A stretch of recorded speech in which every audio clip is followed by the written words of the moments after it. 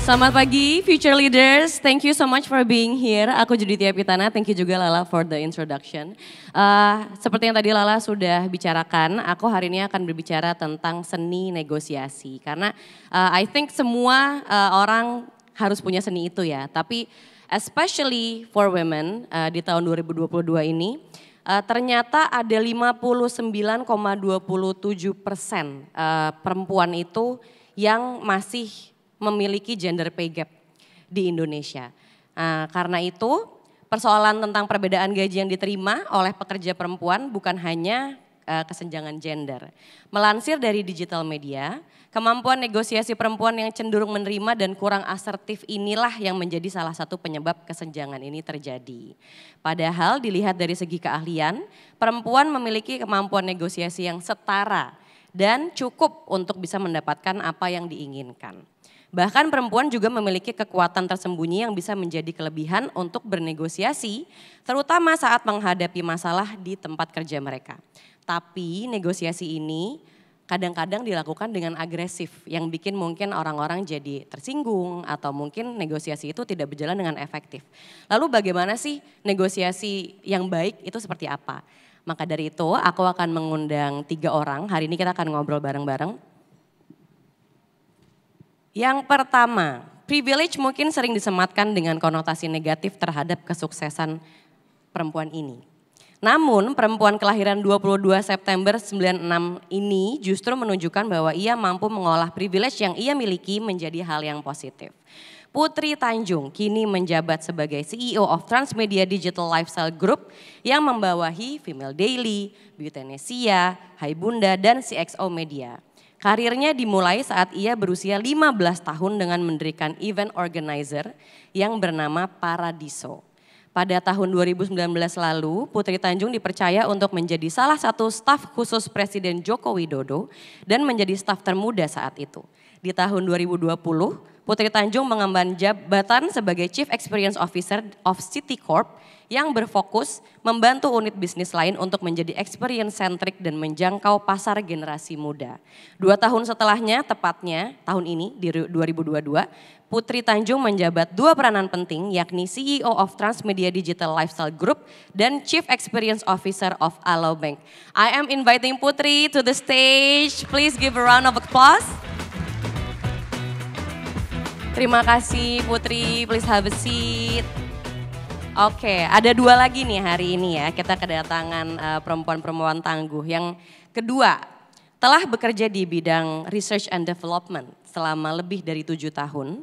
Dr. Sari Hairunisa memiliki spesialisasi dalam perawatan kulit dan pengembangan kosmetik. Dipercaya sebagai Vice President of Research and Development at Paragon Technology and Innovation, Dr. Sari juga melakukan praktik medis di Bamet Klinik sejak tahun 2015. Perempuan lulusan Universitas Indonesia ini memang memiliki minat di bidang penelitian, inovasi, kesehatan, pendidikan, dan bisnis keluarga. Please welcome Dr. Sari Hairunisa, Vice President Research and Development PT Paragon Indonesia. Selamat datang Dr. Sari, silakan duduk dulu. Oke, last but not least, this is my, aku udah ngefans banget sama perempuan satu ini dari tahun 2020 ya. Membangun Amazara Shoes bukan perkara mudah bagi sang pemilik Uma Hapsari. Beragam kritik membangun untuk memperbaiki kualitas produk hingga sempat tutup toko pernah ia lalui. Namun kini produk milik perempuan lulusan Macquarie University Sydney ini laku keras. Tadi aku sempat ngobrol sama Dr. Sari ya, sepatunya dipakai soalnya sama beliau. Jadi bisa ngintip model paling barunya ya. Selain berbisnis, Uma juga meluncurkan buku In My Own Shoes yang berisi tentang perjalanannya membawa Amazara. Please give a round of applause to Uma Hapsari. Selamat pagi Mbak Uma. Silakan duduk. Oke, aku juga ikutan duduk deh. Ini luar biasa ya, sesi pagi ini aku dikelilingin sama 3 perempuan yang aku ngefans. Putri udah pernah ya di Indonesia Summit ya, tahun 2020 waktu itu ya? Betul. Iya, waktu itu masih ingat gak Put ngomongin apa tahun 2020? Kayaknya ngomongin creative industry ya kalau nggak salah. Iya ya, waktu itu industri kreatif dan hari ini kita mau ngomongin tentang negosiasi gitu. Sebenarnya apa sih negosiasi dan kenapa perempuan itu harus punya seni itu? Karena kayak tadi yang aku bilang, aku sempat riset ternyata dari perempuan-perempuan di Indonesia rata-rata kalau di rata-ratain gitu ya, gaji atau pendapatan perempuan itu hanya 60% dari pendapatan laki-laki di Indonesia. Padahal level edukasinya sama, terus jabatannya selevel gitu. Hal itu tentu banyak faktornya, tapi salah satunya yang kontrolnya di perempuan, di diri kita sendiri mungkin adalah gimana cara kita bisa bernegosiasi dengan baik. Tapi seperti tadi yang aku juga katakan, negosiasi ini kan ada seninya ya. Kadang-kadang kalau salah, doesn't matter if you're a woman or man, of course bisa mungkin jadi kurang efektif gitu. Nah pertanyaan aku yang pertama, ini kalian bertiga di sini kan seorang pemimpin di perusahaannya masing-masing gitu. Perbedaan besar apa sih yang kamu sempat rasakan kalau bernegosiasi dengan karyawan perempuan sama karyawan laki-laki? Itu ada bedanya gak sih? Mungkin dari Putri dulu mau sharing. Oke, aku menyapa teman-teman dulu. Assalamualaikum warahmatullahi wabarakatuh. Selamat pagi teman-teman semua. Senang bisa hadir kembali setelah break dulu ya karena pandemi 2 tahun ya. Senang banget akhirnya bisa bertatap muka lagi. Banyak acara yang udah offline. Jadi mungkin kalau misalkan ngomongin soal seni negosiasi, let me walk through pengalaman aku di hal ini ya. Which is I think I found it really interesting. Jadi sebenarnya aku tuh belajar teman-teman negosiasi itu awalnya dari ibuku. Waktu dari awal tuh aku belajar susu dari ibuku. Jadi waktu kecil itu the art of negotiating itu udah terlihat dari ibu. Hal-hal kecil ya gitu. Contoh misalkan ngomongin soal furniture di rumah, milih-milih vendor, harganya berapa, abis itu dinegosiasi biar lebih murah. Ditawar ya. Ditawar gitu. Sesimpel itu ya. Terus abis itu yang kedua adalah karena waktu itu ibu aku masih menjadi dokter gigi dan aktif gitu ya. Jadi sehari-hari aku tuh nemenin ibuku praktek. Nah jadi dari kecil itu aku ngeliat gimana ibuku bernegosiasi sama sekelilingnya. Sama susternya, sama pasiennya di hal-hal kecil gitu. Sampai akhirnya dewasa dan segala macam ngelihat bapak sosok yang businessman. Nah itu lebih kental lagi kan ya negotiating. Lebih berat tuh. Lebih berat lagi itu udah kayak bisnis dan segala macamnya. Jadi sebenarnya negotiation skill I agree it's very important. Itu bukan hanya untuk berbisnis saja tapi juga untuk hari-hari, untuk ourselves gitu. Ngomongin soal tadi, soal pay gap. Itu tuh bener banget. Kemarin I had the privilege to talk to Ibu Sri Mulyani about it gitu ya. About the pay gap di Indonesia antara perempuan dan laki-laki. Itu sangat-sangat menyedihkan. So habis itu aku nanya, kenapa ya Bu, what happened? So habis itu aku juga kemarin sempat ngobrol sama Mbak Neneng yang Grab yang sekarang jadi pembicara juga di sebelah. Mbak Neneng bilang, lo tahu gak Put? Gue tuh setiap tahun pasti banyak banget tim gue yang cowok-cowok ke gue minta naik gaji. Karena kayak I deserve this. Tapi cowok? Cowok. Nah terus abis itu Mbak Neneng bilang, tapi gue jarang banget ketemu sama tim gue yang perempuan yang berani negosiasi soal gaji.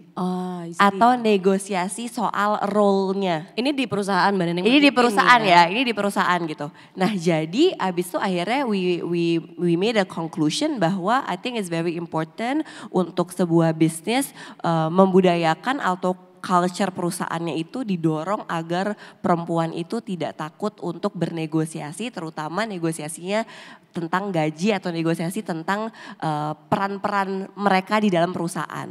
Nah tapi alhamdulillahnya in my case di perusahaan aku alhamdulillah gak ada bedanya negosiasi antara perempuan dan laki-laki. Kenapa?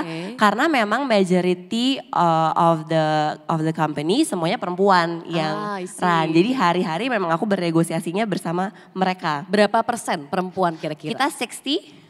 Ya, 60-40. Jadinya dan memang aku gak mau, kita juga karena banyak women leader juga ya di perusahaan kami. Jadi kita bilang bahwa kita nggak boleh beda-bedain gitu. Jadi ya caranya bernegosiasi bersama perempuan dan sama laki-laki ya harus sama.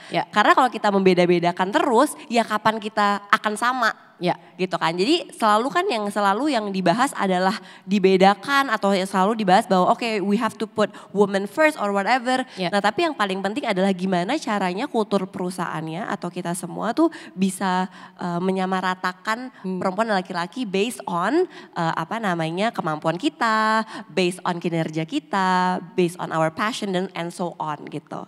Oke, jadi kalau di perusahaan di tempat Putri memimpin, mungkin nggak karena emang mungkin woman leadersnya banyak, Ya. jadi yang perempuan-perempuan juga nggak sungkan gitu untuk ngomong gitu ya. Betul. Dan tapi by the way aku bisa ngomong di posisi ini pun juga karena udah proses yang sudah lama juga ya. Maksudnya aku juga waktu itu I remember the first time karena aku di bidang media dan di bidang agency gitu ya. Kalau misalkan kita lagi pitching, itu kan satu-satunya yang pitching perempuan tuh aku doang. Semuanya laki-laki. Wow, apa rasanya tuh Put? Aduh itu rasanya ya kayak udah mau pingsan. Ada nggak kayak rasa, aduh kok gue minoritas nih di sini. Sebenarnya gitu. bukan masalahnya adalah dan pressure aja sih. Kayak I think we need more women ya in the room and in the space gitu ya. Dan waktu itu sempat super jadinya nggak confident, malah takut salah gitu ya. Cara negosiasinya salah dan segala macamnya. Karena waktu itu again nanti mungkin akan didiskusi lebih further ya soal the art of negotiation gitu. Karena kan memang ada artnya, ada sistemnya gitu. Dan waktu itu tuh aku belum begitu paham gitu. Karena waktu itu all I do is insting. I see. Gitu. Jadi emotional negotiation gitu. Based on emotional gitu. Dan dari situ ya belajar banyak banget sih dari pengalaman itu. Jadi of course waktu itu pas pertama kali harus bernegosiasi, apalagi kliennya juga cowok-cowok semua dan kompetitor pitchingnya juga cowok-cowok semua, itu juga agak derdek ya gitu. Cuma sekarang alhamdulillah udah mulai terbiasa gitu ya, dan alhamdulillah malah jadi semangat ya. Malah jadi semangat kayak pingin membuka lebih banyak pintu dan ruang untuk perempuan juga bisa masuk gitu. Dan pastinya butuh proses untuk bisa kayak gitu ya. Betul. Oke, kalau Dokter Sari sendiri gimana? Pasti kan juga di Paragon banyak nih, ada perempuan, I would imagine banyak perempuan tapi banyak laki-laki juga gitu. Mengalami hal yang serupa nggak seperti Putri? Oke, kalau ditanya perbedaan antara negosiasi dengan perempuan dan laki-laki, mungkin saya juga pengalamannya agak beda dengan Mbak Putri ya, karena kan Paragon itu cosmetic manufacturing. Jadi sebetulnya perempuan tuh mayoritas banget. Oke. 85% kayaknya ya Cik, atau lebih itu perempuan under 35 years old. Dan board itu juga 50-50 tuh perempuan sama laki-laki. Oke. Nah kalau yang saya lihat pengalaman pribadi ya, yang beda itu adalah apa yang dinegosiasikan. Jadi kalau saya perhatikan untuk pekerja perempuan itu lebih seringnya kalau di Paragon itu negosiasi untuk flexible hours, tempat kerja gitu kan, hari kerja kayak gitu. Fasilitas. Fasilitas di mana dia misalnya bisa ya lagi riuh banget mungkin titip bawa anak atau mbaknya di ruang meeting situ. Jadi kayak beda hal yang dinegosiasikan. Mungkin juga karena beda concern ya seorang pria pekerja dan perempuan pekerja. Kalau pria memang seperti yang kayak tadi Mbak Putri share ya, jadi kan lebih kayak role aku sekarang tuh udah ini, so I think I deserve more kayak gitu kan. Ya, ini juga sebenarnya topik yang enak banget nih buat dibahas lebih lanjut ya, role perempuan dan wanita dalam dunia pekerjaan. Jadi kalau perempuan tuh lebih, kalau pengalaman kami di Paragon lebih kayak keleluasaan dia punya role ibu, istri dan pekerja kayak gitu sih. Itu pengalaman. Karena kalau dibilang beda, kalau saya pribadi sih ngeliat kayak gini sih, orang itu kan as an individu tuh kayak pizza ya, maksudnya banyak hal yang mempengaruhi dalam karakter atau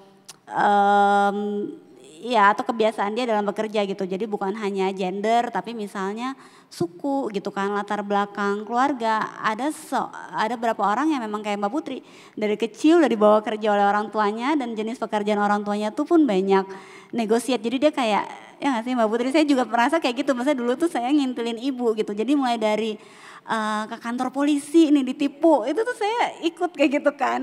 Belajarnya dari kecil sebenarnya. Iya, jadi kayak udah ngeliat kan ke bank kayak gitu kan, negosiasi kredit gitu mau beli pabrik tuh ngikut kayak gitu kan. Jadi ada gender, ada suku, ada latar belakang keluarga, pendidikan kayak gitu sih. Dan ya usia, pernah kerja di mana sebelumnya itu juga berpengaruh sih. Mungkin I itu sih see. kalau yang share, kalau dari pengalaman saya mungkin karena industri kecantikan yang memang udah mayoritas woman dan insya Allah kita juga foundernya also woman, jadi kita pastikanlah nggak ada isu gender gap gitu. Tapi kalau saya perhatiin apa yang dinegosiate itu concernnya beda gitu.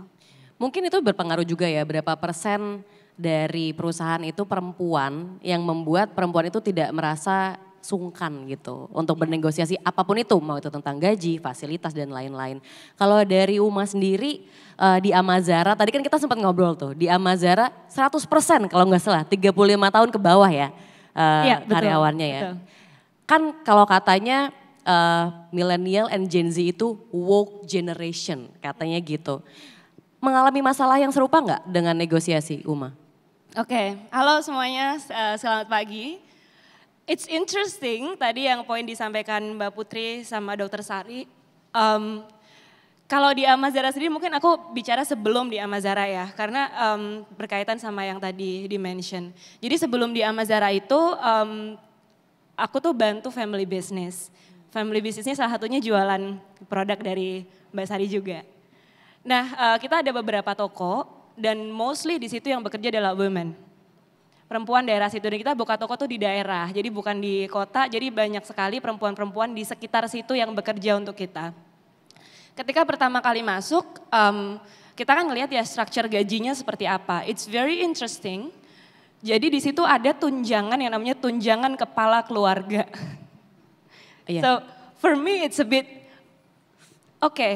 tunjangan kepala keluarga, tapi menariknya lagi adalah banyak sekali perempuan yang sebenarnya adalah sort of kepala keluarga, if you're talking about the income yang datang dari banyak perempuan itu, many of them sebenarnya memberikan atau mengkontribusikan income yang lebih besar ke keluarganya, tapi tetap yang dapat tunjangan kepala keluarga adalah yang laki-lakinya. Jadi dari situ it happen because it just the way it is aja gitu. Gak ada yang cukup mengkritisi untuk bisa di situ. Jadi dari situ saya sangat belajar bahwa menciptakan structure dan konteks yang tepat di perusahaan kita sendiri, mau kita besar mau kecil perusahaannya, it's very very important. Jadi kalau kita menunggu dari employee-nya untuk minta, itu agak susah gitu. Jadi tapi kita as you mentioned Mbak Judith sebelumnya, lucky enough kita punya woman leader kan di perusahaan kita. Karena kita punya woman leader, kita juga jadi punya mata untuk melihat the glass ceiling gitu loh, melihat kesenjangan itu gitu. Dan interesting lagi tadi kalau saya dengar dari Mbak Putri sama Dokter Sari, keduanya belajar negosiasi dan really look up to their mother, and so do I see. Jadi kan bagaimana ya cara kita bernegosiasi, cara kita bersikap itu kan sangat dipengaruhi oleh figure perempuan, yaitu mama kita juga gitu. I think that's something that is very crucial. Kalau perempuannya bisa memberikan, mencontohkan figurnya, kita tuh jadi punya role, jadi punya figur, jadi punya apa ya, acuan gitu loh, bahwa kita boleh bernegosiasi, kita boleh seperti itu gitu. So I hope that answer the question. Jadi kalau aku tarik garis nih, kayaknya negosiasi itu memang kita melihat dari kecil rata-rata dari orang tua ya, kalau kalian bertiga. Dan sebenarnya negosiasi itu dari hal yang kecil sampai besar tuh ada gitu kan. Ada negosiasi kayak tadi Putri sempat share furniture harganya ditawar gitu. Atau mungkin kalau aku sendiri pribadi waktu aku kecil ikut mamaku ke pasar nawar sayur aja itu kan juga proses negosiasi gitu kan. Tapi semakin kita beranjak dewasa terus misalnya memimpin perusahaan gitu. Misalnya bukan negosiasi tentang gaji deh, negosiasi tentang bisnis deh gitu. Itu kan juga it's a bigger league gitu. Karena lebih banyak orang dan lebih stake-nya juga lebih tinggi gitu. Ada nggak sih tips kayak dari kalian bertiga, when you're negotiating about business and you're being a woman, pernah nggak mendapat perlakuan berbeda just because you're a woman? Mungkin dari Putri. Kalau perilaku yang berbeda tuh pasti ada ya. Jadi waktu aku ke belakang lagi waktu when I started my own business sebelum masuk ke family business yang agency dan creative event itu memang bedanya tuh agak shocking, tapi bahayanya adalah jadinya sekarang malah terbiasa gitu. Contoh ya misalkan gitu, karena waktu awal itu aku masih muda banget gitu ya. Jadi ada dua tuh yang di push gitu ya. Itu adalah waktu itu aku masih muda banget, yang kedua adalah aku perempuan. Yeah. Oh, jadi, itu berat tuh. Itu berat kan, itu udah double up. Yang ketiga lagi adalah anak seorang pengusaha. Wah itu udah triple. Jadi saat kayak bernegosiasi gitu ya, misalkan minta sponsorships atau apa gitu. Pasti ada 3 hal yang ditanyakan gitu.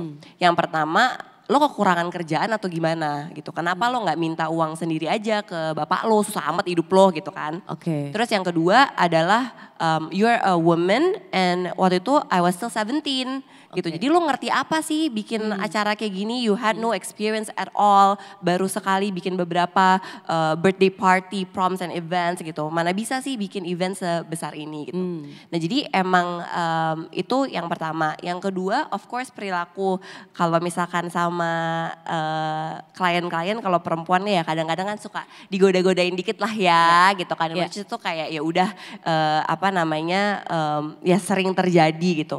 Nah dan juga ya kadang-kadang suka kenanya tuh kalau misalkan ada another guy gitu ya yang lagi ngomong dan segala macem, dikagumi karena dia sangat tegas gitu, dia sangat very charming gitu kan. Kalau misalkan ngomongnya tegas pasti dibilangnya ya emang tegas dan charming gitu. Ini tapi kalau laki-laki gitu, tapi kalau perempuan pasti kadang-kadang suka dibilang lo dapet ya gitu, atau misalkan kok lo bossy banget sih, such a bossy boss gitu-gitu ya. Jadi kayak hal-hal itu sebenarnya sering terjadi lah dulu gitu.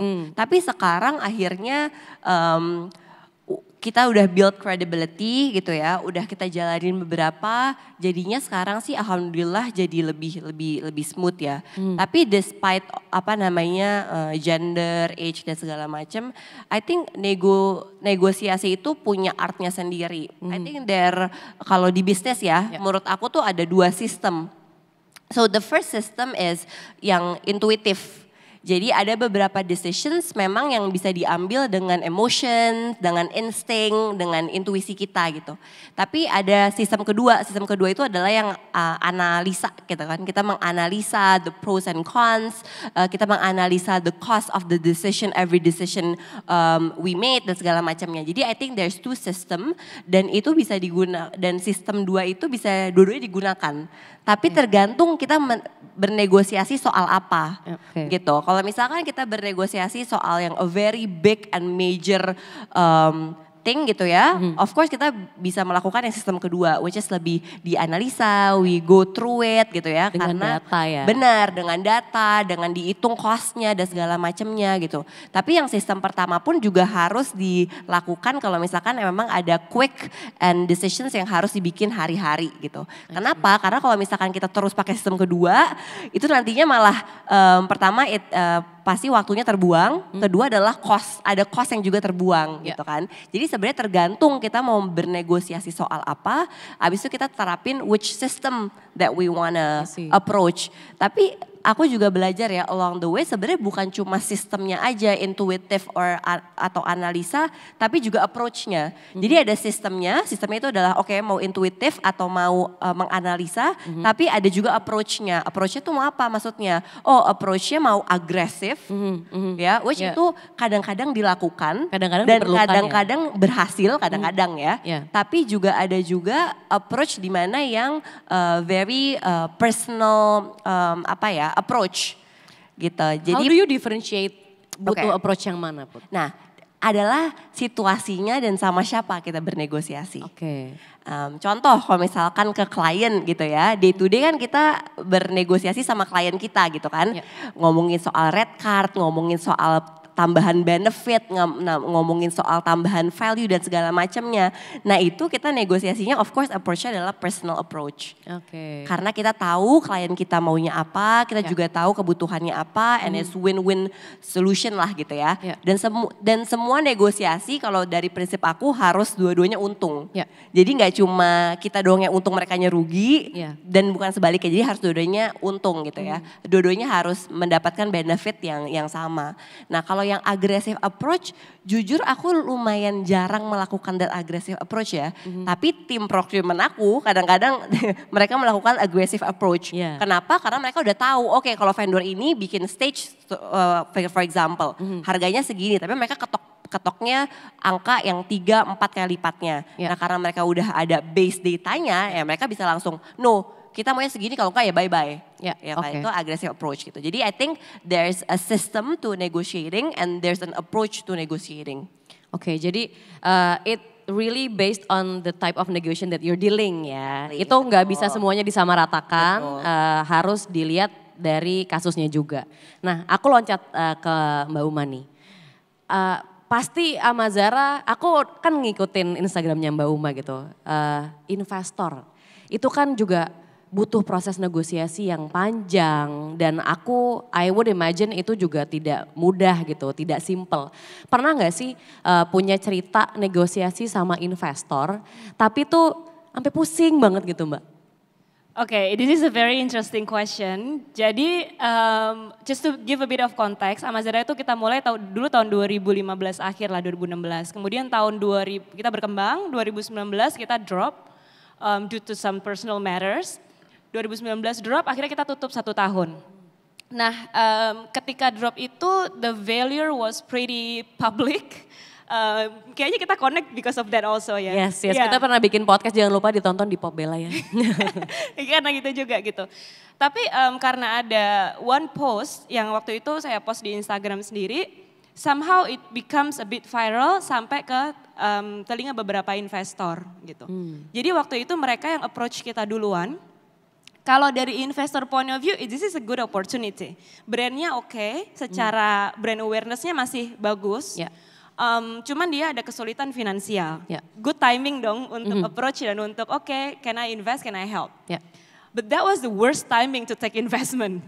Karena kita tidak punya daya tawar kan gitu. Kita jadi sangat lemah di situ. Tapi ya udah, I talk to a few investors waktu itu karena kita kebutuhannya itu memang adalah kebutuhan finansial ya. Finansial sama a bit of strategic, jadi waktu itu ngobrol sama beberapa, mungkin ngobrol 1 bulan akhirnya ada yang oke, dan akhirnya we regret to reject it first. Karena apa yang ditawarkan itu menurut saya yang waktu itu, it's not our value, we are valued not this lah, harusnya masih bisa lebih di atasnya lagi. So poinnya adalah dari situ saya belajar bahwa ketika kita mau step in negosiasi dengan siapapun, especially investor, kadang-kadang tuh ada perasaan, especially ketika kita lagi di bawah ya, ketika kita merasa kita tidak punya daya tawar, it becomes easier untuk put a lower price on us. Jadi kalau kita mau menjadi hero dari cerita kita sendiri ya, kita sendiri harus ngaca. Kemudian kita melihat, apa sih yang bisa kita put on the table, apa yang bisa kita tawarkan, sehingga jangan dihargain segitu gitu. Dan itu tidak terjadi dengan aggressive negotiation. Itu nggak bisa kita kayak, saya nggak mau karena saya merasa saya harus dihargai lebih, itu kan kayak gimana ya ngomongnya. I just politely deny. Nah dari situ mereka bilang kenapa gitu. Ya belum cocok aja, let's talk about it again next year, saya bilang. Nah tapi during next year itu kita kerja keras tuh, kita gimana caranya poin-poin yang dianggap tidak atau kurang baik dari investor itu kita gas. Jadi waktu itu kita bootstrap lagi, kita naikin lagi salesnya. So next year ketika akhirnya kita deal dengan investor ini, kita punya daya tawar yang lebih baik. Seperti yang tadi Mbak Putri bilang, analytical, we have better number. Kita punya angka yang lebih baik, kita punya growth tuh meskipun begini, tapi sekarang it's going up. And you know what, we need to know ketika kita bernegosiasi, kita harus bisa pahami kepentingan dia ini apa sih. Kepentingan investor kita ini kan adalah future. Jadi kita harus belajar untuk bisa selling the story. Ini loh, this is what Amazara could have been. Kita tuh bisa begini, kita bisa begini. Kalau kita datang tanpa punya cerita itu, cuman datang dengan angka, kita jadi tidak punya point of negotiation kan. Ya. Karena mungkin buat kita itu visi itu adalah sesuatu yang, visi misi itu sesuatu yang oke lah gitu. Tapi buat investor, there is everything. Jadi kita harus tahu kita negosiasi dengan siapa, titik keinginannya dia ini apa, do research, terus deliver, put it on the table. Jadi ketika seperti itu kita nggak perlu agresif, nggak perlu literally ngomong saya minta naik lagi gitu kan, kayak nggak enak juga gitu ngomongnya ya. Tapi mereka memberikan offer yang lebih baik gitu. So I believe kalau kita mau bernegosiasi dengan efisien dan efektif, kita lihat kekuatan kita apa, dan kita need to fulfill kebutuhan dari orang yang bernegosiasi dengan kita. Win-win solution tadi ya. I see. Kalau aku lihat dari ceritanya kakak-kakak di sini ya, berarti kan sebenarnya untuk seseorang perempuan ataupun laki-laki gitu ya, untuk bisa bernegosiasi, kayaknya yang pertama harus kita tahu dulu adalah we really have to know our worth. Kita harus tahu kemampuan kita seperti apa dan bagaimana cara menghargai diri kita sendiri gitu kan. Makanya dari situ baru kita punya modal lah untuk bisa bernegosiasi dengan siapapun itu. Mau itu dengan orang, investor, rekan bisnis dan lain-lain. Nah aku sekarang mau tanya ke Dr. Sari nih. Kalau di Paragon sendiri, aku tadi kan Dr. Sari juga sempat share gitu ya. Kebanyakan karyawannya perempuan gitu. Perempuan itu tuh paling jago nawar gak sih? Kayaknya kalau aku ngelihat ibu aku, tante-tante aku nawar tuh kayak bisa jago banget gitu kalau di pasar ya. Tapi giliran nawar tentang kerjaan kok berubah. Pernah mengalami itu gak sih dokter di perusahaannya? Oke. Iya, ya sebetulnya tiap individu tuh menurut saya seorang negotiator ya. Yang makin bertambahnya umur yang dinego makin banyak dan makin penting ya gak sih? Maksudnya nanti kita punya suami jadi ada negosiasi ya suami ya kan. Punya anak jadi ada negosiasi sama mbaknya, sama anaknya kayak gitu kan. Negosiasi sama mertua, ipar dan lain-lain. Jadi ya kadang kita juga perlu ingat sih benar Mbak Judith, semua dari kita tuh sebenarnya negotiator in everyday life kita gitu kan. Nah kalau saya perhatikan dan belajar dari pengalaman saya sendiri ya, maksudnya saya itu tuh itu lagi-lagi karena menurut saya seorang individu tuh kayak pizza ya. Jadi saya kasih background dikit tentang saya, makanya saya seru nih karena saya juga merasa struggle gitu. Saya tuh kan anak perempuan terakhir. Terus keluarga saya tuh kalau teman-teman ada yang pernah ketemu ya, Bu Nur, Pak Harman, Pak Saman, itu very dominant person. Bukan berarti saya enggak diberi kesempatan negosiasi atau berdiskusi, tapi saya tuh jadi kayak happy go lucky girl gitu. Karena semua udah diurus, semua udah diputuskan kayak gitu kan. Jadi aku anak bungsu, aku ngerti banget iya lagi. Kan, ngerti kan. Anak bungsu, perempuan satu-satunya, kakak, bapak, ibu tuh very dominan. Jadi enggak, walaupun kita memperhatikan gitu ya nggak sih Mbak Putri, tapi saya tuh nggak terasah untuk melakukan hal yang sama dengan kakak saya gitu. Jadi kayak ya let it flow aja gitu kan. Nah terus pas saya mulai kerja, yang saya pelajari ini sih, kadang tuh kita jadi grogi karena negosiasi itu jadi kayak battlefield ya nggak sih? Kita ngeliatnya kayak yes or no, gue akan kalah atau menang kayak gitu. Padahal satu buku yang saya waktu itu gitu kan, akhirnya dapet insight baru dan jadi lebih pede gitu dalam meeting atau bernegosiasi adalah bukunya Dale Carnegie. Jadi dia bilang gini, yang orang suka lupa, sesuatu itu kan is all about us gitu, itu kayak refleks manusia gitu kan. Jadi ketika kita menegosiasikan sesuatu di mana nggak ada unsur what's in it for them yang mau kita negosiasi, itu ya emang akan susah kayak gitu. Jadi saya suka share ke tim itu, ketika kita negosiasi itu bukan win or lose, yes or no, tapi options kayak gitu kan. Jadi kita punya opsi ini, enggak, dia punya opsi apa. Dan jangan di say no dulu selama itu masih doable gitu. Oh oke, kita sembari dengerin dia, kita working on it, apa ya yang bisa dicari titik tengah kayak gitu kan. Misal kayak di Maragon gitu kan, ada beberapa function yang memang jadinya weekend itu jadi harus bekerja karena event kayak gini kan. Ya kan sebenarnya itu kan tempat kita bernegosiat untuk misalnya oke, kerja saya weekend, gue bisa pulang lebih cepat nggak di weekday ya gak? Atau gue boleh tuker nggak weekday gue jadi weekend gue, kayak gitu-gitu loh. Yang jadinya tuh kita tuh nggak udah grogi atau kayak Mbak Putri bilang tadi being too aggressive gitu, karena kita punya option. Kalau menurut saya jadi di option nomor 1 kita tuh kita juga nggak put too much emotion gitu. Kadang-kadang kan kalau kita moodnya itu adalah gue mau ini atau enggak gitu kan, kita jadi kayak sangat attach sama apa yang kita negosiasikan, dan ketika proses itu nggak sesuai dengan yang kita mau, kita jadi sedih, kita jadi marah, kita jadi ngeblank kayak gitu sih. Jadi kalau saya tuh di R&D biasanya kan yang sering kita negosiasikan adalah ini mungkin Mbak Uma lebih kebayang limitation kita dengan waktu launching yang diinginkan dari marketing kan. Jadi kalau saya tuh suka, oke kita mau nego apa ini, tapi kalau ini doang pasti tim marketing apa relate-nya, apa untungnya buat gue gitu kan. Orat lagi argumennya kalau gitu, saya suka coret-coret lagi gitu kan. Karena kan lawan bicara kita itu kan ada 2 nih approach yang bisa kita pakai ya kan.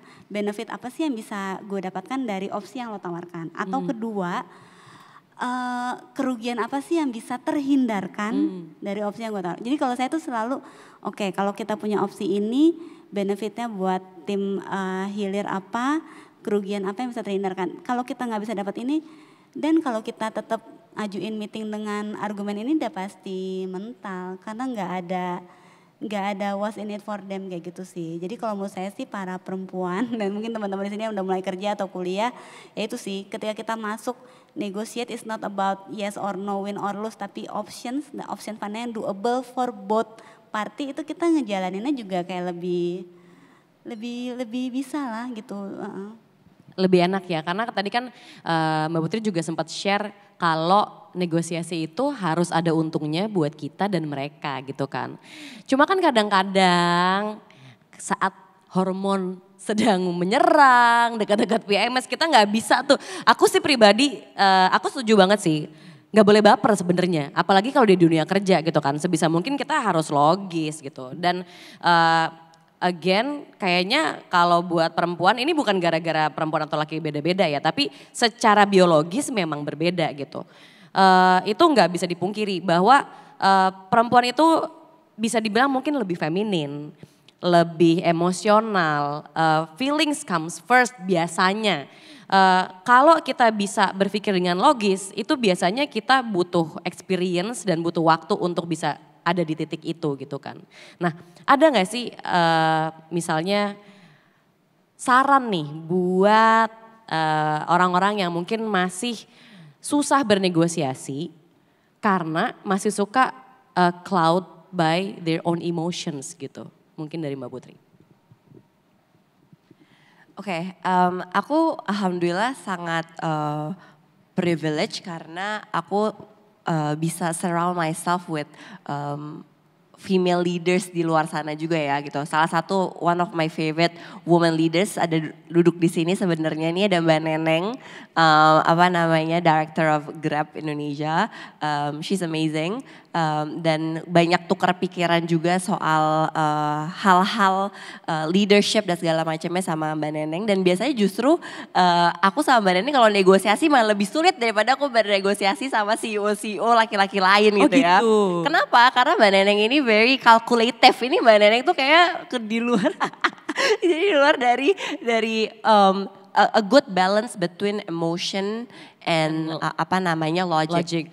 Jadi I think kalau misalkan kita bilang kalau di bisnis itu kita tuh nggak bisa men-separate between idealism and pragmatism. Ya kan? Kenapa? Karena kalau misalkan pragmatis aja kita akan melakukan semua cara halal nggak halal untuk kita sukses gitu. Dan itu nggak akan baik, itu nggak akan nyampe tujuan dengan baik juga gitu. Nah tapi kalau kita idealis aja tapi kita nggak mikirin soal pragmatis dalam arti gak mikirin soal bisnis, gak mikirin soal cost-nya, gak mikirin soal lain-lainnya, ya kita juga gak akan bisa kemana-mana karena nantinya kita gak akan bisa develop the business atau grow the business gitu kan kalau dengan idealism aja gitu. Jadi I think kita harus bisa ngebalance between idealism and juga pragmatism gitu.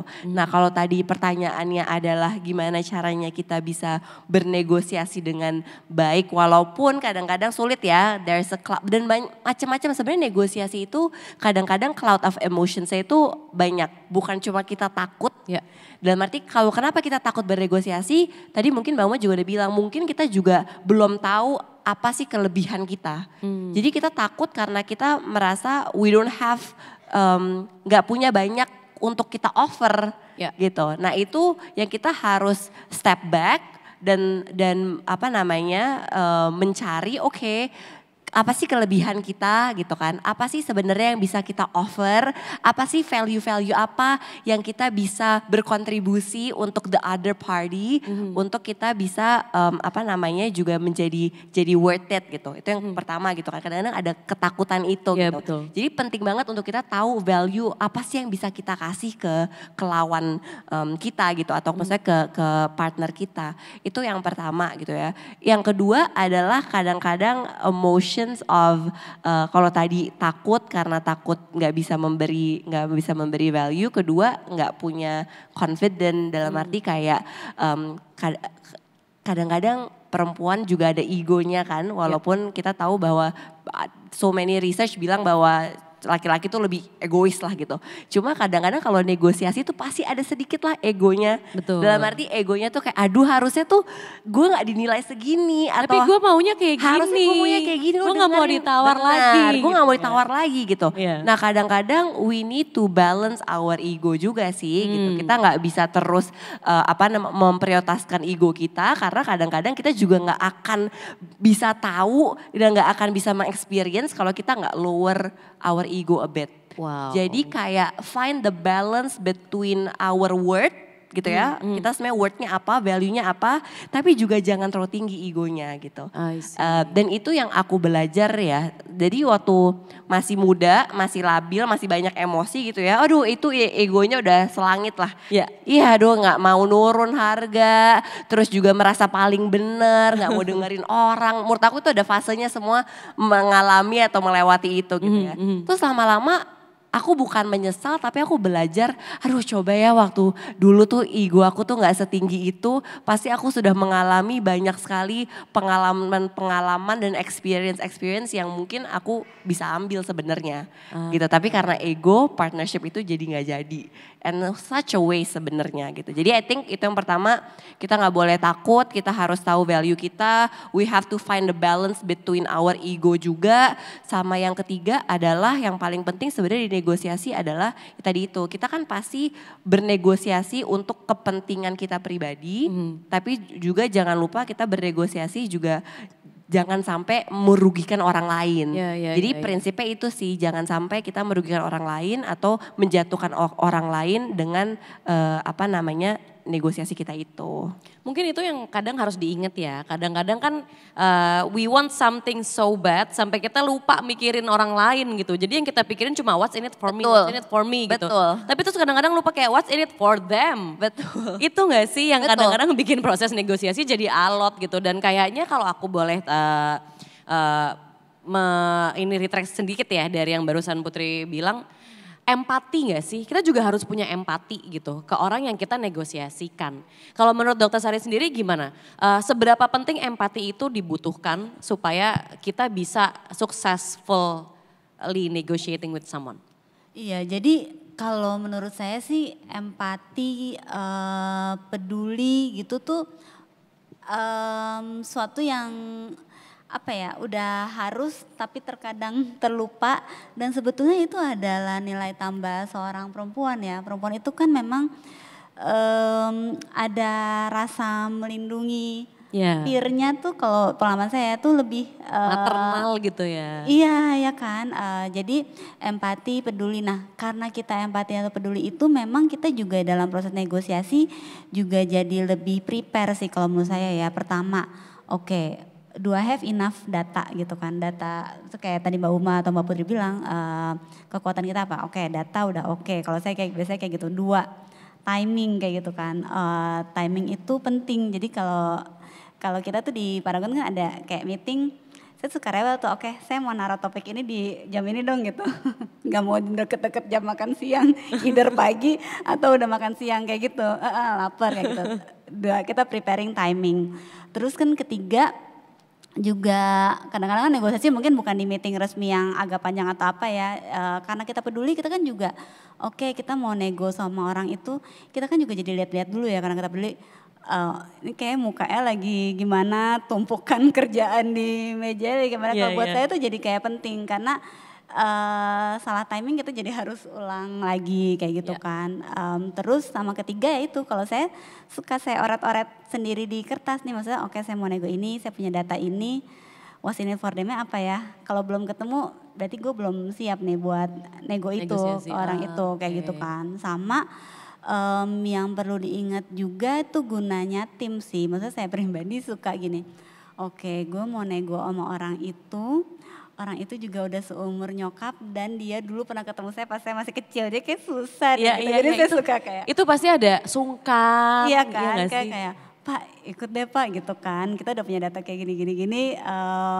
Tapi kayak saya susah kalau saya ngomong utama karena dia akan melihat saya sebagai anak Kak Bu Nur instead of kolega kayak gitu sih. Jadi kalau saya sih juga kayak know my limitation kayak gitu. Dan karena kita peduli juga, kita juga tahu proses negosiasi itu sebetulnya bukan dimulai pas meeting tapi building connection ya gak sih. Kalau saya mau negosiasi satu tuh saya biasanya datang lebih awal, say hi kayak gitu kan. Maksudnya minum bareng. Itu yang kadang-kadang orang lupa is part of negotiation kan kayak gitu kan. Sama tips saya juga tuh saya berusaha ngeblend dengan, maksudnya misalnya gini, ini agak receh tapi kalau menurut saya penting. Jadi misalnya oke, saya mau ke Bepom kayak gitu kan. Ya saya akan memakai baju yang mirip dengan orang Bepom, saya akan pakai batik, akan pakai ini gitu. Oh saya mau nego sesuatu ke MUI. Ya then I have to wear something longer deh yang saya pakai sekarang kayak gitu kan. Ya itu tuh hal-hal seperti itu tuh menurut saya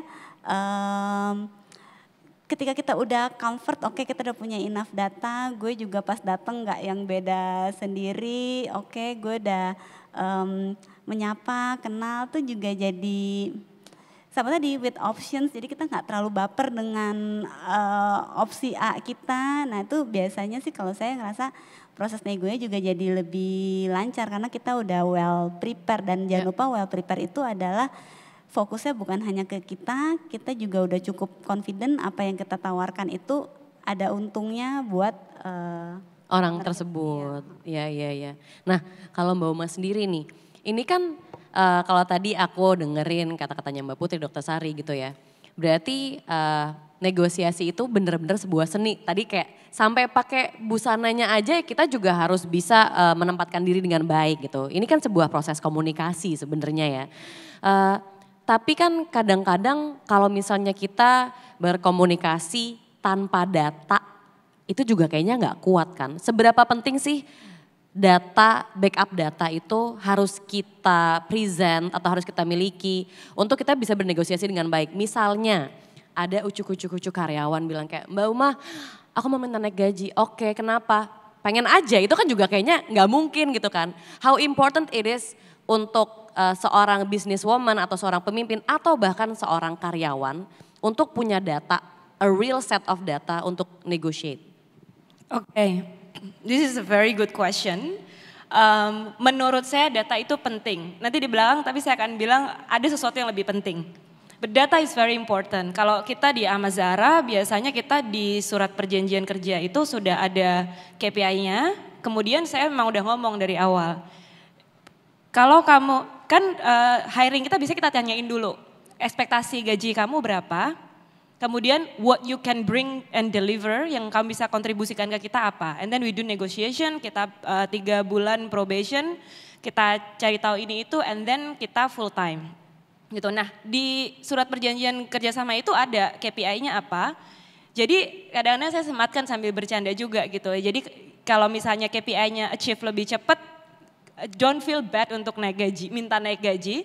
Tapi kalau misalnya belum ya let's not talk about it. Karena itu kan set of expectation yang kita sudah dealkan di awal. I think itu bisa make it fair buat kedua belah pihak untuk tidak nggak enakan gitu kalau ngomongin uang. Ya, setuju. Begitu. Nah cuman menurut saya, just speaking from my own experience aja ya. Dari dulu saya nggak merasa saya ini pintar memberikan perintilan data. Kayak oh ini begini, ini begitu, ini begitu. Dan as a woman especially karena kita punya sensitivity dan emotion yang lumayan berasa ya. Itu tuh kayak nggak enak banget kalau kita lagi di room terus kayak oh this is the data. Unless kita diminta gitu. Kayak kita kayak terlalu perintil gitu. So usually what works in my experience adalah gimana caranya seperti persis yang tadi Dr. Sari bilang. Gimana caranya kita prepare sehingga sebenarnya kita sudah 80% menang di negosiasi itu sebelum bahkan ketemu dan ngobrol. Misalnya gimana caranya kita bisa being liked, disukain sama orang ini sebelum kita bahkan ngomong gitu. Example, misalnya saya tadi sama Dr. Sari di belakang ngobrol-ngobrol ya kan. Mungkin kalau in the future, ini pikiran bisnis saya aja nih ya misalnya, pikiran bisnis saya.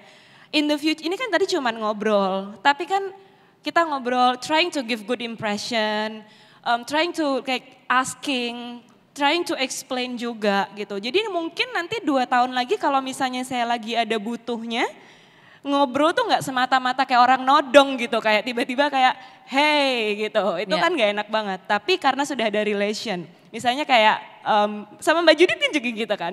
So I think talking and refer back to the emotion, itu menurut saya sebuah advantage untuk perempuan bisa merasakan itu. Jadi kita bisa building relationship itu for longer period. Jadi nanti kalau ada apa-apa, ada kita keinginan apa, itu nggak semata-mata tiba-tiba gitu. It also happen dengan beberapa influencer yang kita ajak kerjasama. Jadi dulu tahun 2017 itu kita sama Zara tuh baru jalan 2 tahun. I was nobody. Saya dari Jogja, nggak ada kenalan apa-apa di Jakarta. Somehow bisa bikin brand bareng sama Nagita Slavina. Wow. That's like a question yang people nanya gimana caranya gitu. Kok bisa? Kok gitu bisa gitu. Tapi kan prosesnya kan tidak berjalan tiba-tiba ucuk-ucuk Mbak Nagita saya ada proposal gitu kan gak gitu juga gitu. Kan dia berjalan dari setahun sebelumnya saya kenal ininya ini. Terus ininya begini. Jadi orang-orang di sekitarnya dia itu speak good about me. Jadi ketika ketemu dianya udah begitu.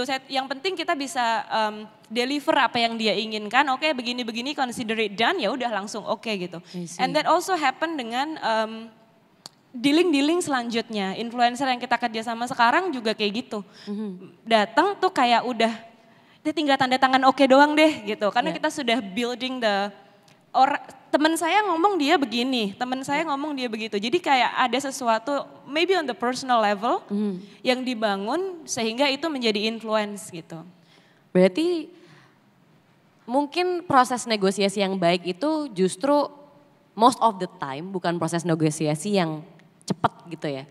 Karena pasti butuh banyak aspek dari itu perasaan, emosi, komunikasi, kesiapan, data-data dan masih banyak lagi sebenarnya yang bisa disiapkan gitu ya. Betul, that's why I think kita tidak pernah salah untuk berinvestasi ke diri kita sendiri.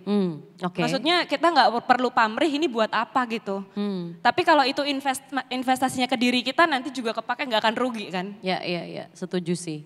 Nah sebagai ini kan tiga-tiganya adalah pemimpin perusahaan ya. Inisiatif apa yang sudah dilakukan oleh masing-masing dari kalian di perusahaan yang kalian pimpin untuk menumbuhkan dan mengasah kemampuan negosiasi untuk perempuan? Karena kan kayaknya tadi emang banyak juga karyawannya perempuan gitu. Dari Putri ada gak sih kayak inisiatif atau mungkin kayak oke, aku ada one on one sama woman leader atau either man leader mungkin karena mungkin yang harus diedukasi justru laki-laki ya kadang-kadang karena kan kesetaraan gender itu kan bukan hanya tugasnya perempuan gitu, itu juga adalah tugasnya laki-laki. Mungkin Putri mau cerita. Oke, sebenarnya pertama adalah working culture-nya ya. Jadi working culture sama working environment di mana semua team member not afraid to say what they want gitu. Jadi an open and safe environment for them gitu.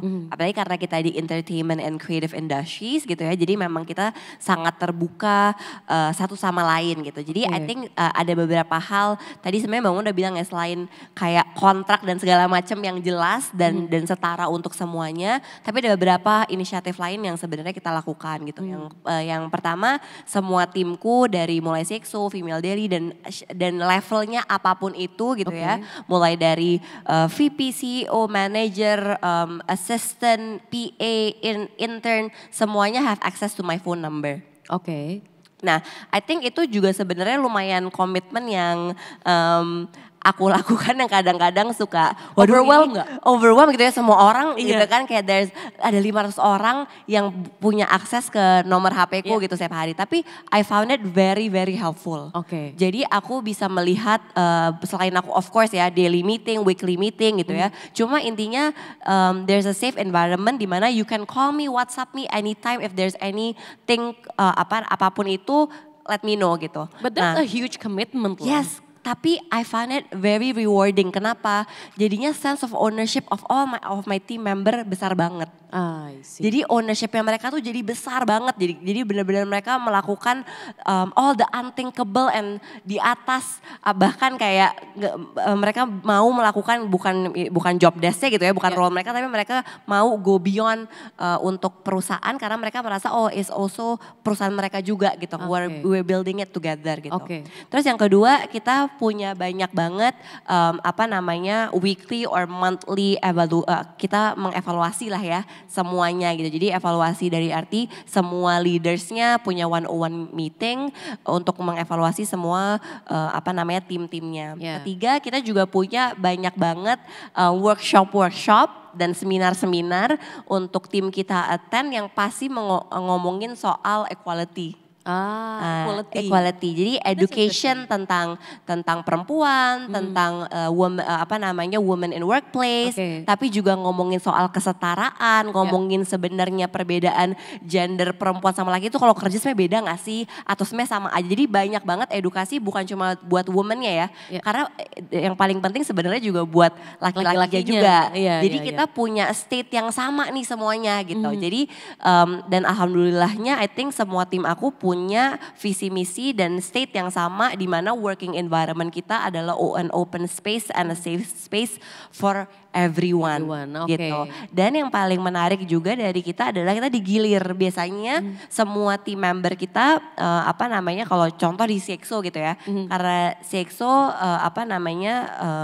kan leadernya aku langsung, terus di bawahnya kita ada our executive producer, terus di layer bawahnya ada producers gitu kan. Nah kadang-kadang semua project-project yang ngelit itu pasti harus digilir. Gitu. Jadi digilirnya of course based on komitmen mereka, based on skill mereka juga, dan based on achievement mereka.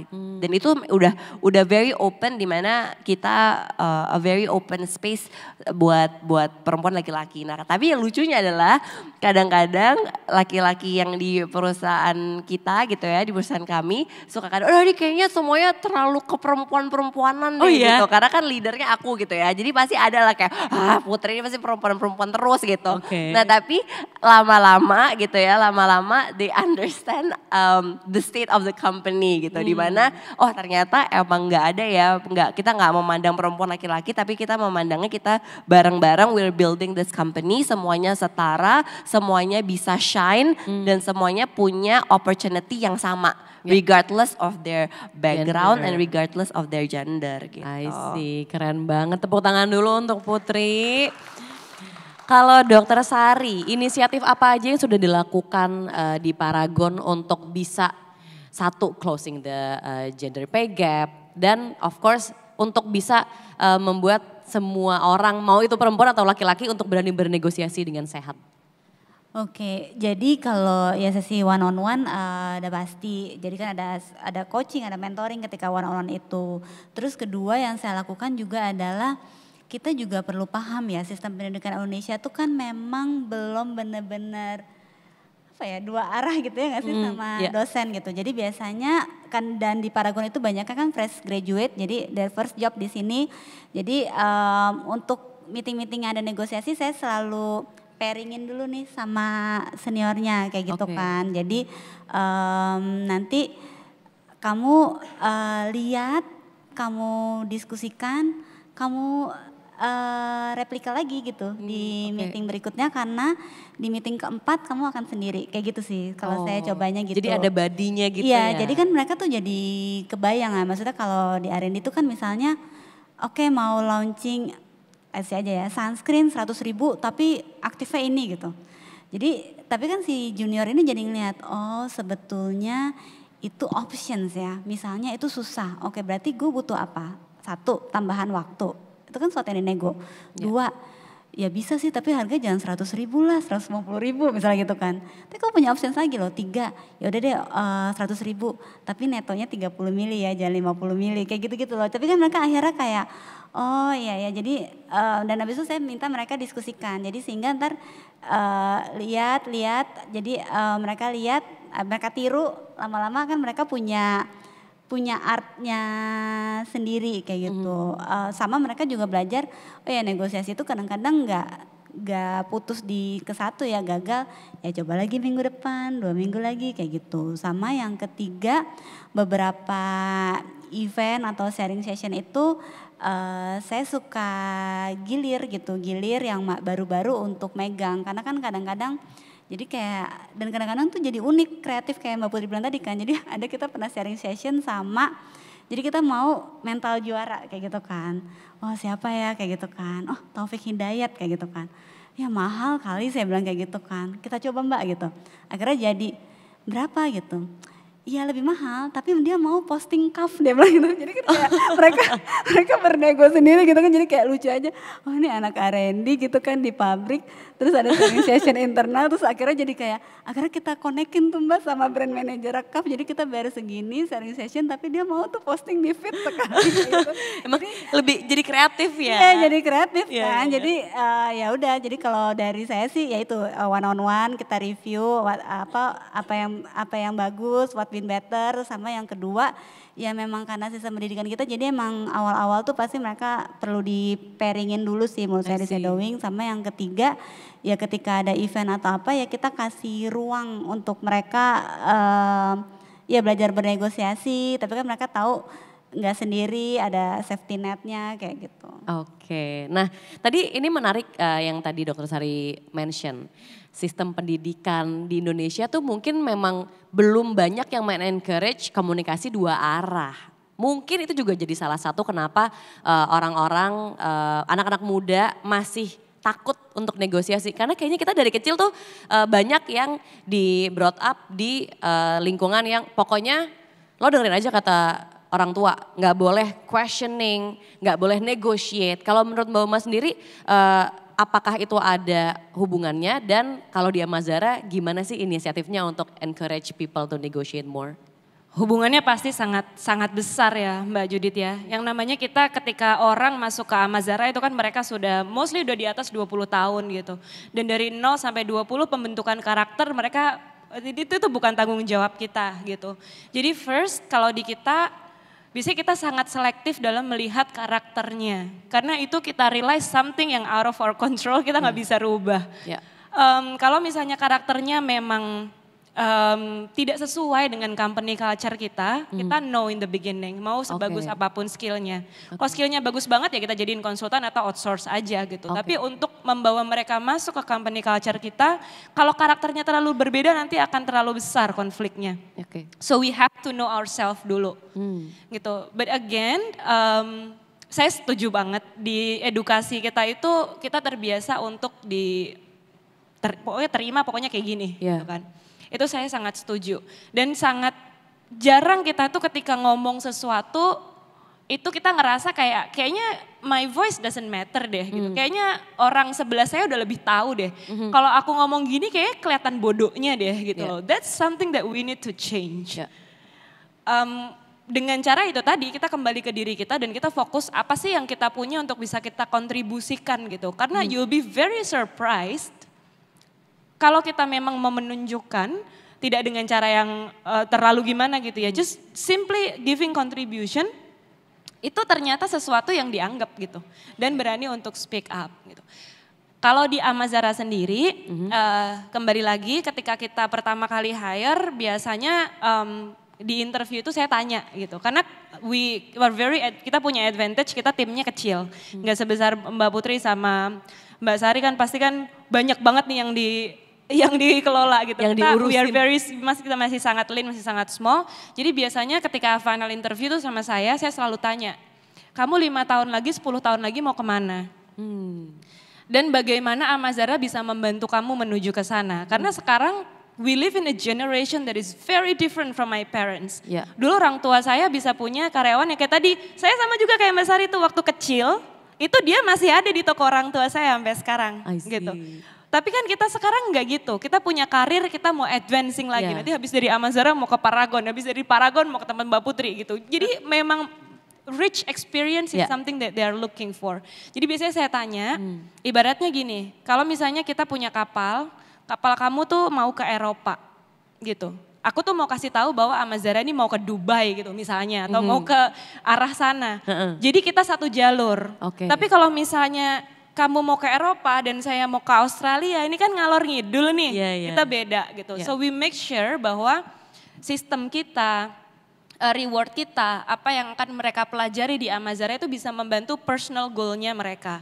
Nah dengan cara seperti itu, along the way, selain menciptakan company culture yang kayak tadi Mbak Putri mention, bisa merasa bebas untuk berekspresi, along the way mereka juga akan cenderung lebih berani untuk menyampaikan, karena itu memang benar-benar tujuan mereka dan itu sudah ditanyakan dari awal loh sama company kita, meaning company-nya care dong about where you wanna go. So if you wanna say something, we are listening. Gitu. Luar biasa, tepuk tangannya untuk 3 female leaders di atas ini. Berhubung waktunya sudah habis ya, aku hanya bisa memberikan 1 pertanyaan aja, 1 sesi Q&A. Kita tinggal punya beberapa menit aja. Jadi kalau ada yang mau tanya silakan tunjuk tangan, lalu boleh nanti langsung bertanya di mic yang sudah disediakan. Oke, silakan. Mbak yang pakai baju hitam, namanya siapa dan dari mana? Pertanyaannya untuk siapa? Halo, selamat siang kakak-kakak yang inspiratif di depan saya ini. Saya Lana, saya bekerja di sports agency di Jakarta. Yang ingin saya tanyakan lebih ke ini isu atau case yang sering terjadi di sekeliling saya juga, pastinya di komunikasi dan negosiasi. Jadi yang kita sering temuin tuh bagaimana kesulitan kita atau teman-teman saya juga pasti yang perempuan dan yang lebih muda itu berkomunikasi atau bernegosiasi dengan lawan yang lebih tua. Khususnya yang jauh lebih tua, entah ada yang hampir seumuran orang tua kita gitu kan, atau yang beda jauh 10-15 tahun pun kadang kita berkomunikasi tuh kita kadang mendapat treatment yang mereka malah jadi cenderung yang lebih kurang appreciate kita gitu kan lu cewek, terus ya udah lu belum tahu apa-apa gitu kan. Nah lebih ke mungkin kalau dari kakak-kakak di sini bertiga yang punya kasus serupa dan bisa ngasih mungkin sharing gitu tips kalian how to handle dengan orang-orang yang mungkin tidak punya prinsip atau value yang serupa dengan yang udah kakak-kakak sempat di-share tadi, itu mungkin bisa di-share juga. Terima kasih pertanyaannya. Ini pertanyaannya menarik sih, karena emang let's face it, nggak semua orang punya empati, nggak semua orang punya pandangan yang sama bahwa tentang gender equality lah. Kayak yang tadi Mbak Putri sempat bilang kalau di kantornya ada workshop tentang equality. Tapi kan pada dasarnya not everyone is like that. Pernah nggak mengalami kejadian seperti itu, terus gimana cara tackle-nya? Mbak Putri dulu mungkin. Oke, pertanyaannya sebenarnya menarik banget karena tadi key-nya adalah gimana cara kita bisa berkomunikasi atau bernegosiasi sama yang lebih senior daripada kita gitu ya. Betul. Terutama usia yang 20-30 tahun di atas kita. Ya. Nah, itu sebenarnya lumayan yang aku lakukan sehari-hari ya. Karena semua board member aku dan bahkan tim aku itu ada yang umurnya di atas aku 20-30 tahun. Nah jadi sebenarnya gimana caranya kita harus tahu I think the basic prinsip dulu. Basic prinsipnya kalau dari aku pribadi adalah I think my generation which is the Gen Z generation itu masih butuh banyak banget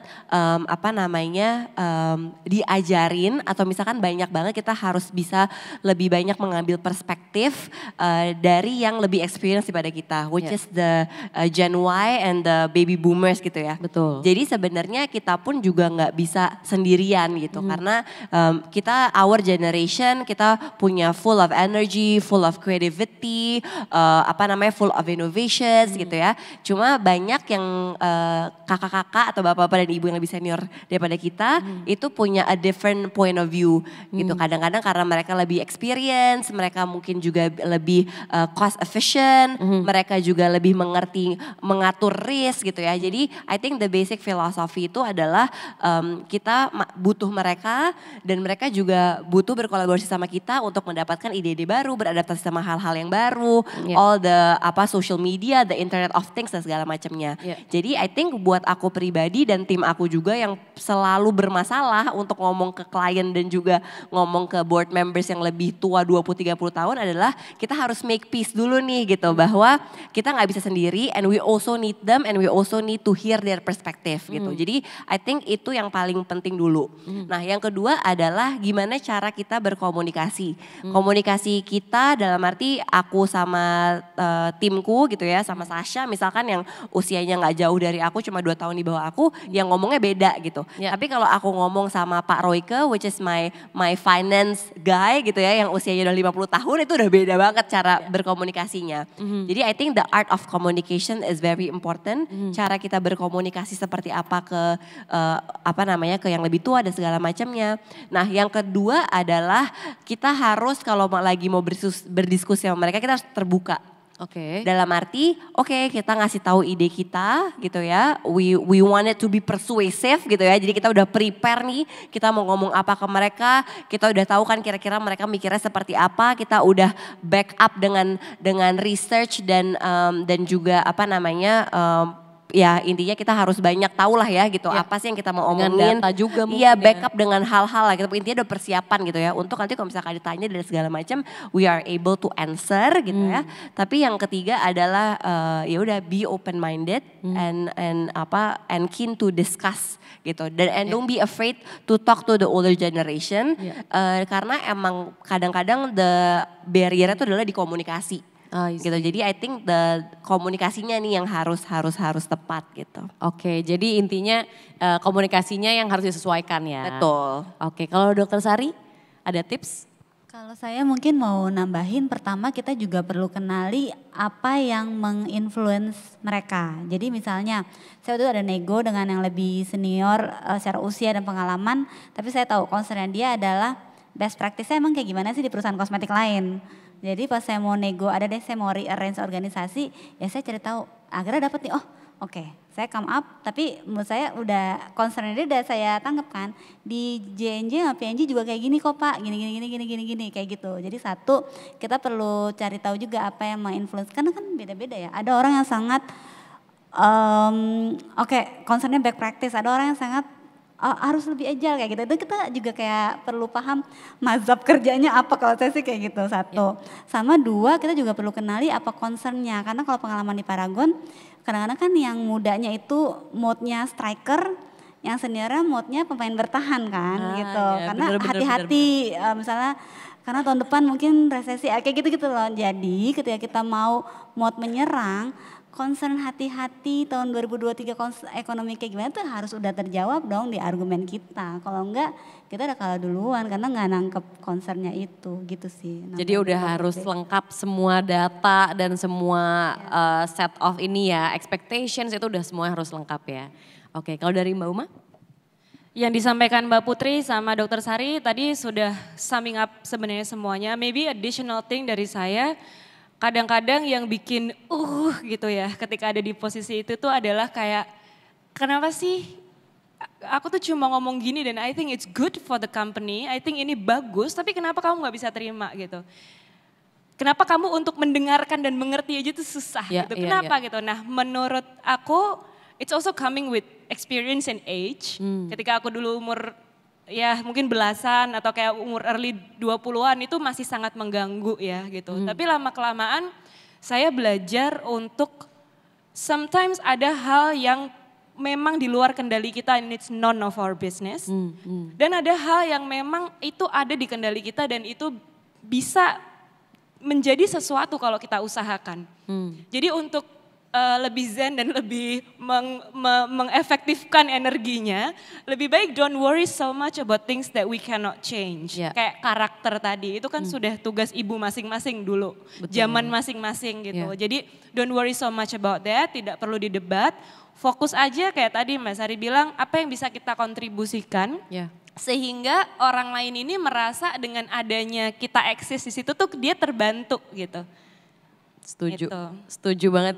Apakah sudah terjawab? Oke, terima kasih. Terima kasih kakak-kakak untuk waktunya dan insights-nya. It was a very insightful session. Tepuk tangannya dulu untuk 3 female leaders di depan.